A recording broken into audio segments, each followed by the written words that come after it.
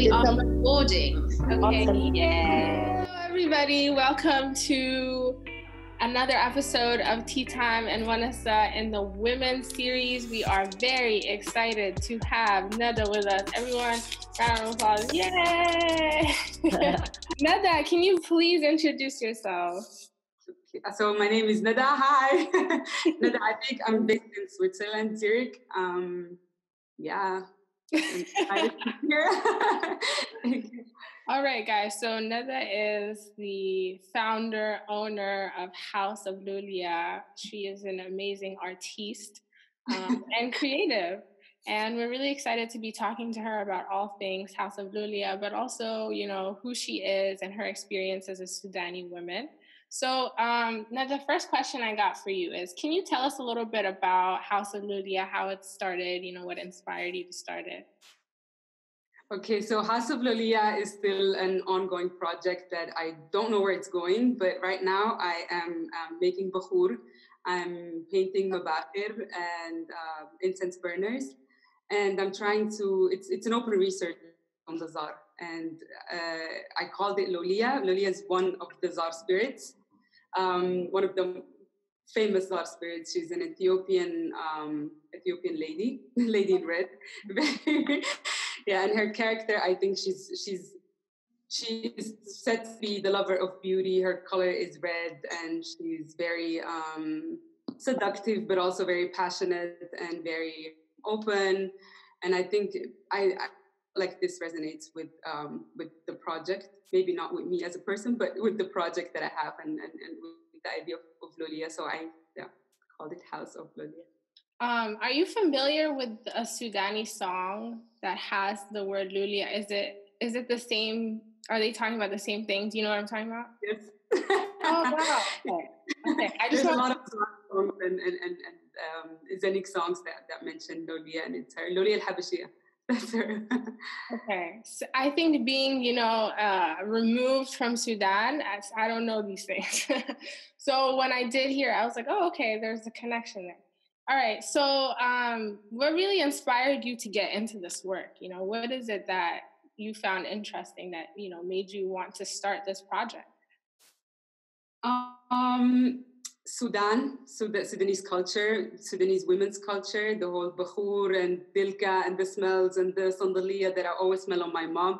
It smells like home it smells very comforting. And I just wanted to work with that, with smells, how, you know, aromatherapy and color therapy and all of these things, how they can alter your state of mind or state of being in a second, and how it can take you to places, to memories, to things. So I wanted to play with that, but at the same time, I wanted to highlight the Zar also, because I'm very intrigued by the Zar. I'm very always been interested in religion and cults. And well, the word cult is a bit difficult. I know it's very negatively connotated, but it is a cult essentially by definition. So I'm going to call it that. But so that was, I did research, academic research on the Zar, and I completely fell in love with it. And to me, it made a lot of sense for a lot of things that I've experienced as a child and even growing up. And it just gave me names and terms for things that I've seen or that I've witnessed. And what fascinates me the most about the Zar is that it's so versatile, and that it has been used as, for example, as political resistance or cultural resistance in so many ways. It's been more than just a religion of the oppressed. It's been an outlet for women, for marginalized groups, and it goes very deep, and it combines religion, politics, economics, and a lot of things. And I feel like there's so many lenses that we could observe it through, or look at it and talk about it and research on it. So it's very, and yeah, it's very broad, and it's still ongoing. It changes as we change, and it takes on so many functions. And I think it's interesting to see what role it has played in the past and what we're doing with it now, what the potential is, what can still happen with the Zar. And I think it's a big part of our culture. Generally, all pre-Islamic elements that we have in Sudanese culture, especially in rites of passage, or, you know, in Fijjartik, Fil Iris, in a lot of ways we still incorporate little elements from pre-Islamic beliefs, from the Zar, from different things. So it's very interesting to me to observe that. How do we accommodate these things throughout history and now? So through your research and kind of looking at Bahoud and all of these things, what are kind of your insights been into like the life of a Sudanese woman, and kind of just because I feel like you're approaching a Sudanese, like researching a Sudanese woman in a very unique way. So has it given you different insights? I think Sudanese women, they have rituals for everything, even if we don't call it rituals. Like even maybe we all do that in the morning when you wake up. Your coffee, your bahour is a ritual. The way you put on your henna, it's everything is very almost sacred, and it's these little things that I think are the most interesting to me. These little rituals. I don't know a better way to call it. So how we and for every passage of life and for every new chapter that you have rituals and superstitions maybe that are very deeply ingrained. Even if we don't believe in it, there's things that we still carry, or even if after Islam, different interpretations of Islam have demonized things, but that the fact that they still prevail and that we still have them in our lives, that I find that's maybe the entrance to me to right. That makes me think about the milk and the jistic. I have no idea where that actually comes from, and I don't know if you would know that. Where does that come from, that, the spitting thing, and whoever... What I know is that whoever gets spat on is is not the one who wears the pants in the relationship, right? It would make sense. Is that what it means? Yeah, like if you got spat on, that means you're not the dominant force in the relationship. I don't know the origins of that, but why?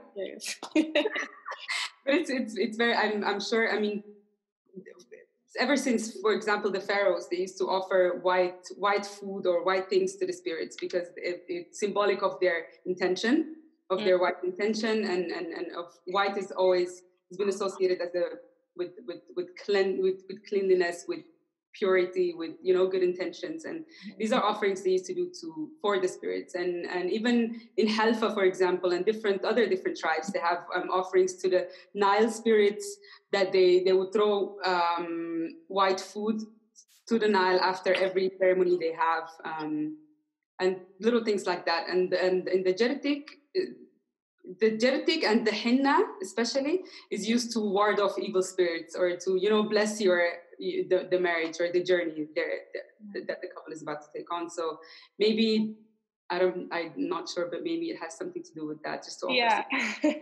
So Nada, people are in our generation try to find ways to connect back to our motherland and our parents' culture, and it's I think that's something we all can share and relate to, having grown up most of our lives outside of Sudan.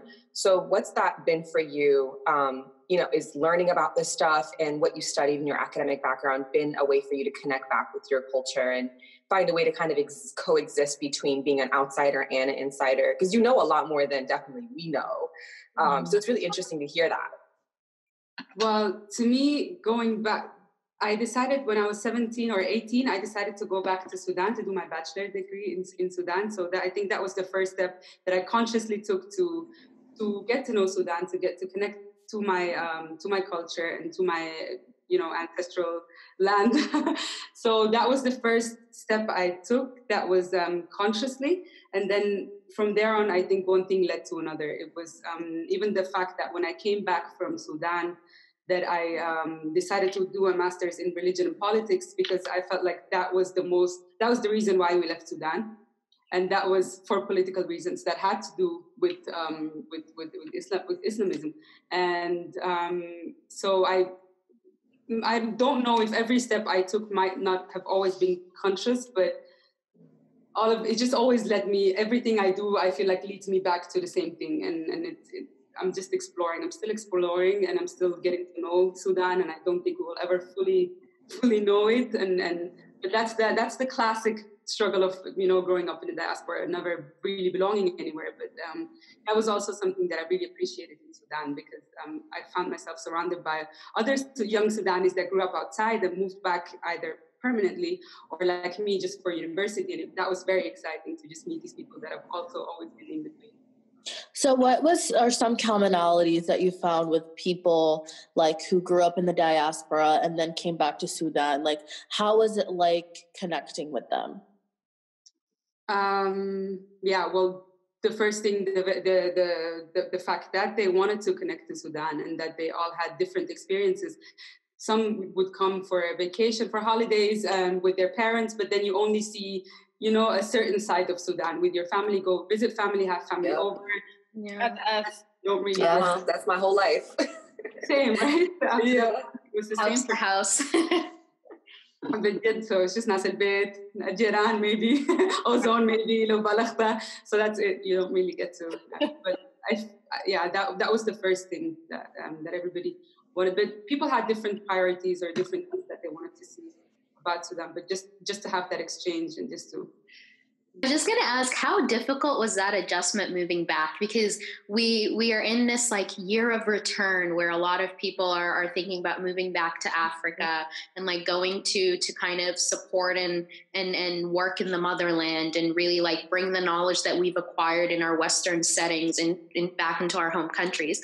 But I'm sure there's like an adjustment period and like differences in kind of in thinking or anything, but I'm interested to know from your experience how that was. Yeah, that was exactly my question.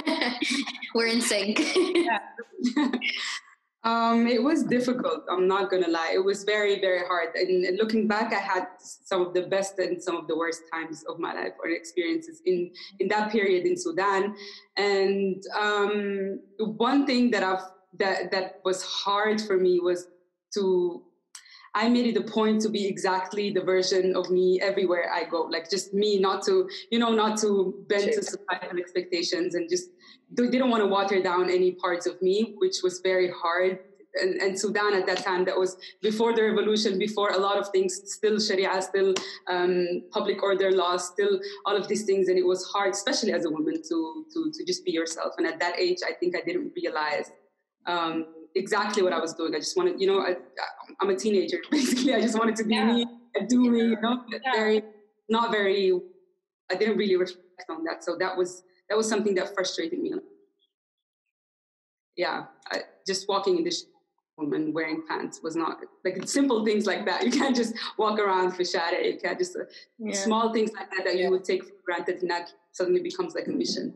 I really like what you said about trying to remain yourself in every aspect, and that takes a lot of maturity. And something I struggled with was in Sudan, I had a personality and I just wanted to fit in so much that those summers that we spent there, I really felt like, I have great memories of that, but it didn't feel like I could speak my mind and I could, argue back with some of the things I would hear in conversations that, were conflicting with my American ideals and the things I grew up with here and my independence here. So I constantly felt like there was two versions, and now like, in this new decade of my life, it's like, okay, now how do you combine that? And like, it seems like you kind of made that decision early on in your life that you were going to remain the same in everything you did.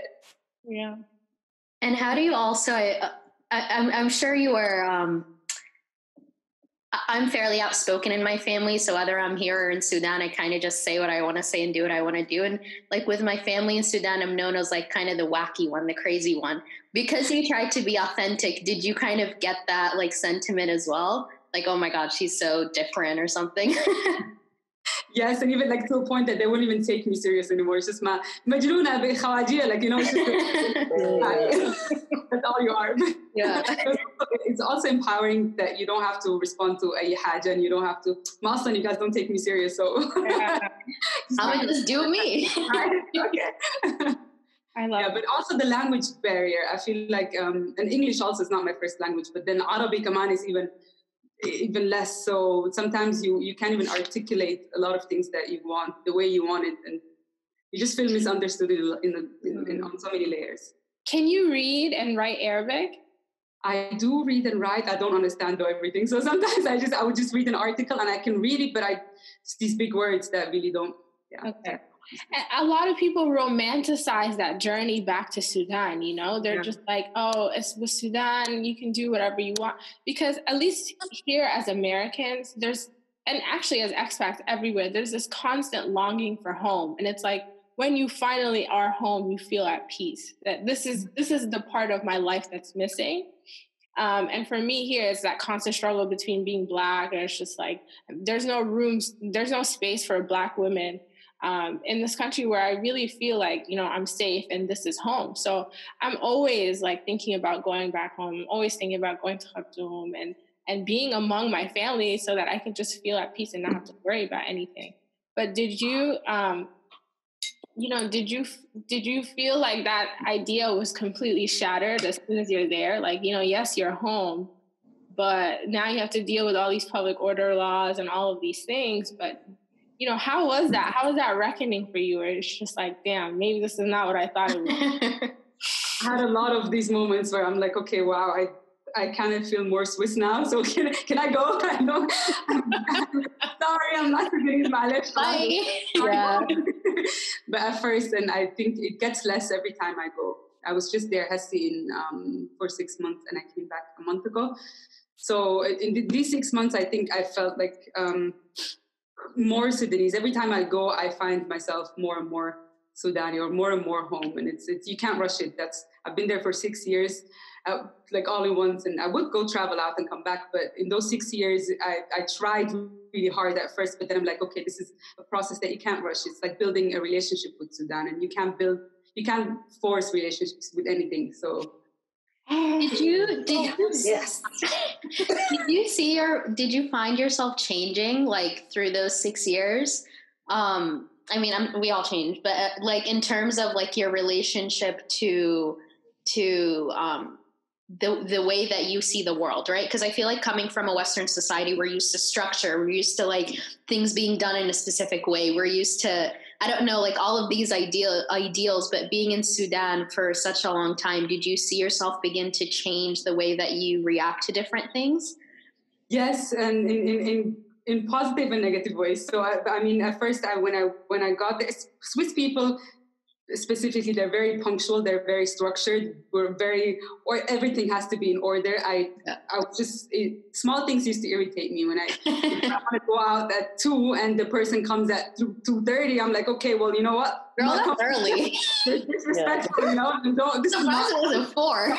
Exactly. So you can't do that in Sudan. So little things like that, or just, I don't know, going to get your passport or any government. Bring a snack, bring water. You're gonna spend the day there. Relax. Friends there 2-3 times. So, and the thing is like you can't even get offended with them wasting your time because they're like, you know, it's just a passport. Don't worry about it. You need it in 2 days. You're leaving the country, but it's okay. Relax. You're 7 shy, like. Time really becomes an illusion in Sudan. So,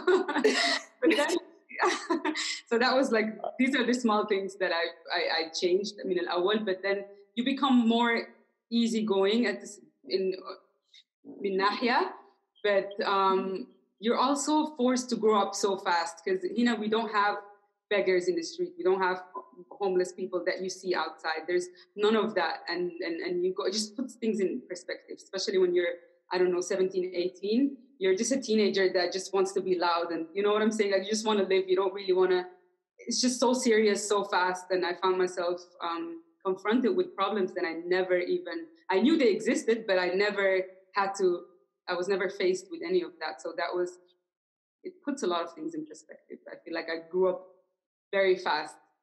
Like faster. I feel, I don't know how to. Yeah. I have to sit with that for a minute because, you know, I think these are the things that our parents think about when they decide to immigrate and leave Sudan to go to other places. There are some things that they're trying to protect us from. And, you know, and be able to have that childhood. I can, you know, at least for me, I can say my parents may not have necessarily had the ideal childhood, right? But they were provided care throughout their childhoods. And this is something that they focus on in their parenting style. But it's scary. Like, you know, it really is scary sometimes to the world is harsh, and especially in a developing country, you are face to face with a lot of those harsh realities. And it's like, how do you actually deal with that? But I think about our parents' reality sometimes. Like, imagine that the life you're currently living is so terrifying that the unknown is more manageable, right? Because they didn't know what really being outside of Sudan is going to look like. They don't know what raising children outside of Sudan is going to look like. But the current circumstances were so scary, so dire, that they had to literally be like, I'm going to shoot in the dark and figure it out there. They continue to be in this space. I don't even see that with refugees that go on boats, not knowing even if they will arrive or not, but how bad that must be, like to just take the chance and to take the risk. So tell us a little bit about your parents, right? Because especially for strong, outspoken, determined women, you know, there's not always a lot of space for us in Sudani communities. You have to kind of forcefully put that space. And the way your parents deal with you has a lot to say with, you know, the confidence that you have in creating that space and pushing boundaries. So tell us a little bit about, like, you know, them, how they've supported you in your journey, whether it was your business or whether it was your educational choices and decisions, and even moving to Sudan and all that. So my dad was he's a politician and a journalist in Sudan, and he was a political prisoner for a long time under Nimeri and with the Inqas regime. So that's why we left Sudan, and I think that had a big influence in in my interests in life and in what I studied and basically my life in all aspects of my life. And but my father always, I think, well, both my parents raised me to be outspoken, to tell it how it is, to take my space. And they always tell me there's enough space for everybody. Like this is something that I grew up with, and but also in a respectful way. They always, but in a very traditional way, always in the class, تكوني محترمة, تكوني, you know what I'm saying, like not give anybody any chance to say anything bad about you.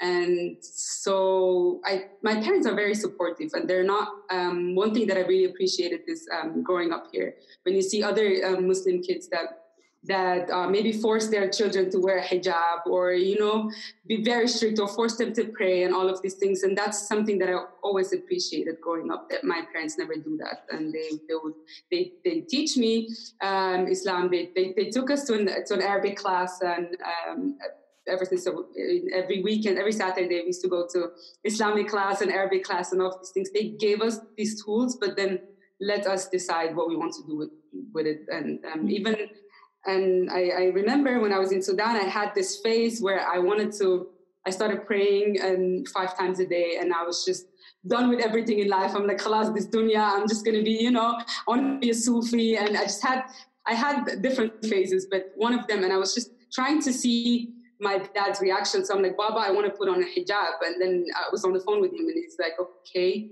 why? And I told him I want to do عشان كده كده كده in this world أصلاً, and أصلاً it's, you know, المفروض وما مفروض. He's like, okay, well, you're not convincing me. And first of all, I think حجبي first, and then حجبي نفسك. And so that's something that really resonated with me. And I'm like, okay, what am I really trying? I'm 20-something years old, in my early 20s, trying to figure out my relationship with God or with Islam. And he just basically told me that you don't rush it, and you don't do it for anybody else, and you don't do it for society. Hajibi your heart first, and then see where that takes you. So that's basically his way. This is the way he raised me throughout my life. So that's it. Did you find that spiritual journey harder in Sudan or harder in the West? Because from different people, I hear different things. Sometimes it's easier to find yourself when you're amongst people who are like you, but other people are like, that makes it harder because then there's a lot of groupthink as well. So kind of from your experience, how was that? I think I needed both, because sometimes when, for example, in Ramadan, when you're fasting, it's easier to fast when everybody's fasting, and you're in a Muslim country, then that's a lot easier. But then again, well, now with this whole new age spirituality. You can talk to Western people about these things, but there's a lot of things that they don't understand. That you can't really share with non-Muslims or people that don't have that spiritual desire or no spiritual connection, or that don't want any spiritual connection. So it's I think it's both. I would say, I think for me too, I definitely needed to see both. You know, there were some things and some aspects of Islam that I learned in the West that I think gave me a perspective that I really needed to be the Muslim woman that I am. I remember spending a Ramadan in Sudan, and here, Ramadan, you know, we work, you break your fast, you go to the masjid, you go to Taraweeh, you have Taraweeh, you go home, work, you know, the same thing day in and day out. And I remember being in Sudan and feeling so happy to like get to practice Islam and experience Ramadan with Muslims and all of this. And I remember I had to beg to go to the masjid for Taraweeh. Then I remember going to Taraweeh and the masjid and the imam literally reading Quran. And Express. It was Taraweeh Express. And I was like, what the actual hell is going on? But the Express is everyone's favorite. No one goes to like the regular. Literally, people are like, we're going it's to Express and then Agani. Like they're literally like, I'll be back in 15. Shy. I'll be right back. I think you have to work harder here for sure to connect. Like you have to find the space. You have to create the space. Like you guys have been my space in a lot of Ramadans. Like just knowing that I'm going to go and see my friends and we're going to have our own halaqas and discussions and everything we do in between. Like I think when you live in a Muslim society, you kind of just forget about it because it's always there. You're not even aware of it. It challenges you when you're like the only one or your small group is the only one. Yeah.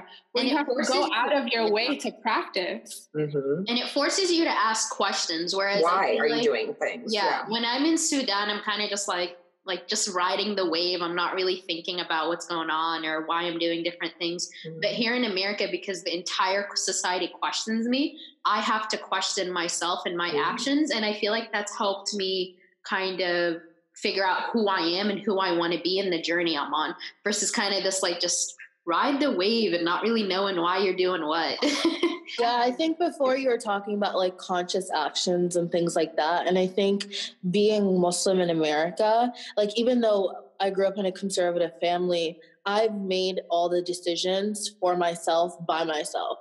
Like, I think with having our parents come from oppressive regimes and things like that, like they've given us their knowledge, but they've also given us the power to then be like, but you still have to make these decisions. Like no one in this country is going to stop you in the middle of the street and tell you, why are you wearing pants? Why are you doing this? Why are you doing that? Like you have to make the decisions for yourself about your religion, about your spirituality, about your body by yourself and stand by that and understand, okay, I'm doing this for this reason. This is not, and that's continuous, like a continuous conversation versus I feel like in Sudan, they're like, everybody's doing this. I'm going to do this. Everybody, like, it's just casual. It's just go with the flow type of thing. I think I had similar conversations with friends that converted to Islam, that everything they have to learn and they make conscious decisions and question things that we were born with it. We don't know anything else and we've never really questioned it. So maybe that's like something. Yeah, and it's really refreshing. It's refreshing to know the why, right? Yeah. And it's refreshing to challenge yourself into, you know, in the same way that your dad asked you, you know, you need to think about what hijab means. And I have these conversations with myself too, you know, and in Sudan, I do feel like a lot of people sometimes put on the hijab or the scarf. It's part of your dress when you're outside, right? Like you have to kind of just throw something on and then move along. And I really do wonder a lot about people, you know, and, you know, do they actually want to dress like this, I guess? I mean, I don't know. I'm trying to think about as much thought as we take into practicing our religion and as much as we seek knowledge, do they seek it in the same way and seek that spiritual connection? Because it's so readily available, it's almost like, you know, like Abrar was saying, you just kind of do it because everyone else is doing it. Yeah, but also in the education there, I mean, I don't know how it was before, but now after the inqaz, it became, I don't know how many hours. They just doubled the hours of religious studies, but then only Quran, you only memorize things. You don't really, even my cousins, they tell me that they never really understood why. Yeah.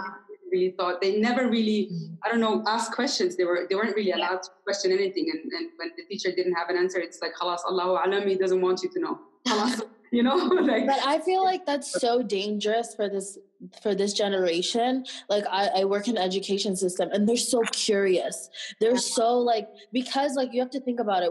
On our devices, we have all the knowledge, right? You can learn anything within just a few clicks. You can figure out how the sun is up in the sky, how like you can just like have scientific and whatever like knowledge in your hand. But they need to understand the why. They need the people around them to be able to give them like the meat of the information. You can't just tell kids these days because I said so. Before they'd be like, oh, okay, and then go back and play. Now they're like, but who are you and why do you say that? And what do you think this is? Like, you have to understand the generation that's in front of you. I thank God for the revolution because it allowed for that also to happen and to normalize those types of conversations. You can't just tell me that art is not, a career. Why is it not a career? Why is it not something that I can pursue seriously? Like something as small as that, I think there was no room for those conversations before. And it's also crazy to me, especially with an art, like Sudani people love art. They love music. Like, yeah. And it's shamed. Like if I were to pick up, hear a beat and your shoulders just start. Exactly. But if I pick up a guitar, and I've told my parents this too, if my career doesn't work out, I want to be backup Danuka girl for Insaf Madani. And if that, if I tell them that, they think I'm joking. But what if I'm serious? Like, will you support me in my endeavors? Like, I don't know. I don't think the spectrum of being more than one thing, like across, like not having to be, just conservative or just liberal. Like the spectrum is blending together because we have representation of that. So like people seeing you now that like they're able to connect with, all right, so I can be spiritual, but I can be a businesswoman, and I can also have my own thoughts, and I don't have to look a certain way to say these things. And like the more examples there are, the more the next generation is going to be empowered to find their own complex identities, like creating their own identities versus just picking one or the other, because they seem to always kind of like put you in this place where you need to either present yourself as this or that. You're either with us, against us. Like there's nothing in between. Nada, what have been some challenges for you to kind of be authentic to who you are and carry out the vision that you want in the world? That's a big question. Yeah. Challenges to me being authentic in Sudan or in general? Wherever. In general. Yeah. Really, yeah. I think we living in a society always, you always reflect and always mirror others. You always, or even compare. But I think that's something we all struggle with, even with social media, with the media in general. Just constant images of what you could be, but what you're not, what you do, and just this constant reflection. And I think it's easy to get carried away or to want something. But it's also healthy. I think it's healthy to constantly. I don't know. I don't even know what's authentic me or who I am or where I'm going. This is like a very big lifetime question, but I do still try to carry this this feeling that I had, this rebellious side that I had in Sudan of always wanting to be me, whoever that is. And I feel like every day you wake up to a new you, and just to have the freedom of allowing yourself to discover the new yous or the new gods that you will have. Allah Zatu will be different. Tomorrow you will have a different idea of God. You have a different idea of yourself. I have a different idea of ay haja. So just to have that, the liberty, I try to just keep that and not get too close into one thing. So that's something. I love that. I really love that. Okay, I want to circle back real quick to House of Lulia and like what inspires you to design the mabakhir and even the art scene, and where you're getting your resources from in Sudan. that people who are interested in purchasing from you, kind of know where they're getting their stuff from and what inspires you to decorate. Or I think for me, it's designing the mabakhir. That's the best way I can put it. So the mabakhir, I get them from Durman, from Al Gamail. Durman. Because in the souk they don't have they only have colored ones, like ready ones that they sell. But in Gamail is where the people actually make the clays, and you can give orders and different designs and whatever you want.